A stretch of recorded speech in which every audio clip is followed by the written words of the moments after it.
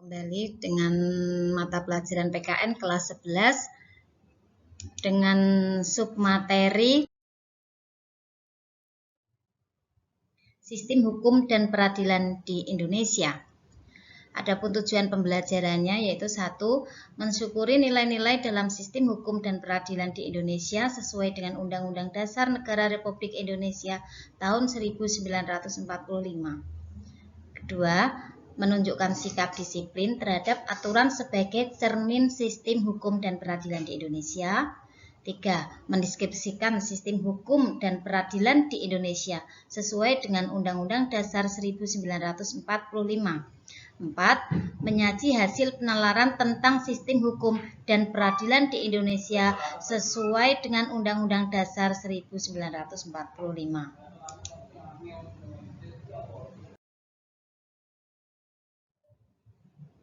Amatilah gambar berikut. Proses persidangan di Indonesia.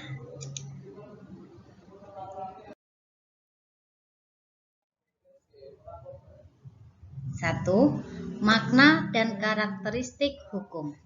Hukum adalah keseluruhan syarat-syarat yang dengan ini kehendak bebas dari orang satu dapat menyesuaikan diri dengan kehendak bebas dari orang lain, menuruti peraturan tentang kemerdekaan.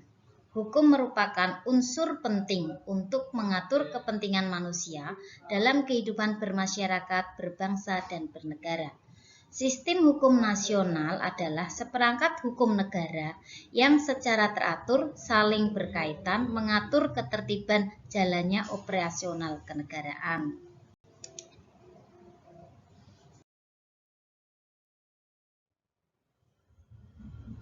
Makna dan karakteristik hukum.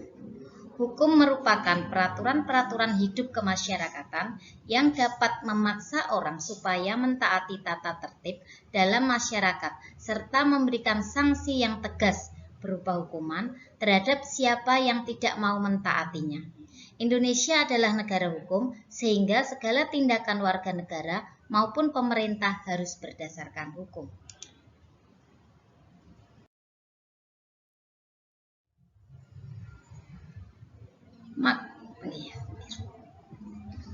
Unsur hukum antara lain sebagai berikut. 1. Peraturan mengenai tingkah laku manusia. 2. Peraturan dibuat oleh lembaga resmi yang berwenang. 3. Peraturan bersifat mengatur, memaksa, mengikat bagi semua warga negara. 4. Sanksi bersifat tegas dan nyata bagi pelanggarnya.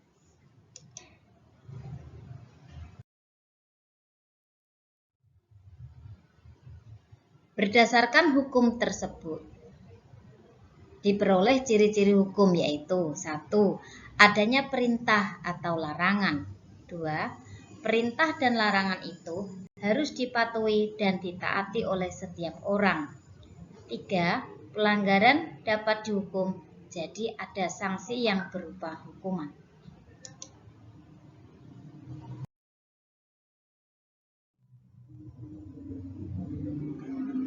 Penggolongan hukum. Hukum menurut sumbernya ada 4. 1. Undang-undang. 2. Hukum adat dan hukum kebiasaan.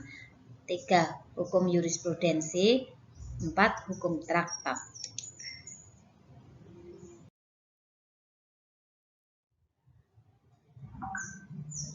Menurut bentuknya, hukum dibagi menjadi 1. Hukum tertulis. 2. Hukum tidak tertulis.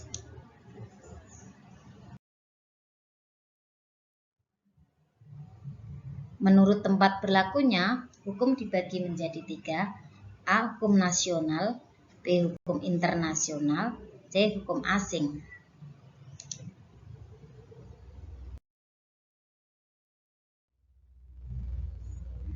Menurut waktu berlakunya, hukum terbagi menjadi 1. Ius constitutum atau hukum positif atau hukum yang berlaku sekarang. 2. Ius constituendum atau hukum negatif atau hukum yang berlaku di masa yang akan datang.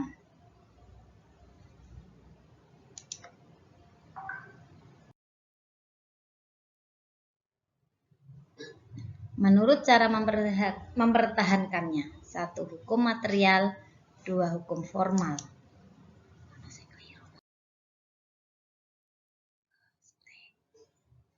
Menurut sifatnya, 1. Hukum yang memaksa, 2. Hukum yang mengatur atau melengkapi.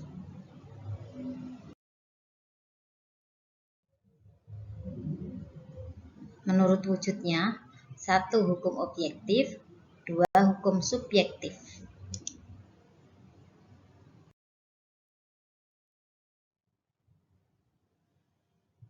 Menurut pribadi yang diaturnya, 1. Hukum satu golongan, 2. Hukum semua golongan, 3. Hukum antar golongan.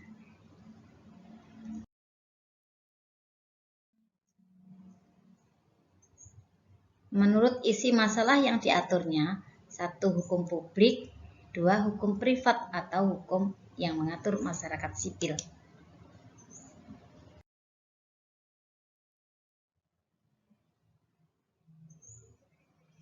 Tujuan hukum antara lain 1. Mendatangkan tata dan damai dalam masyarakat, 2. Mewujudkan keadilan, 3. Menjaga supaya manusia diperlakukan sebagai manusia.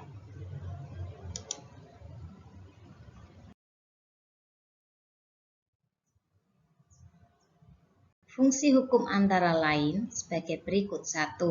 Alat pengatur tata tertib hubungan masyarakat, 2. Sarana mewujudkan keadilan sosial lahir batin, 3. Penggerak pembangunan.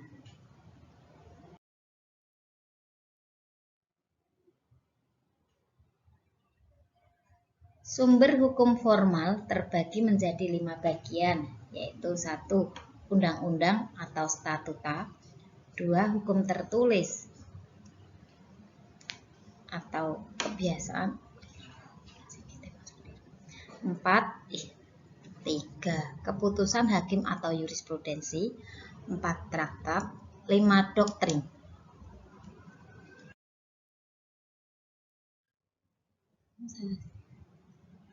Sebagai sebuah negara yang merdeka, Negara Kesatuan Republik Indonesia memiliki tata hukum sendiri.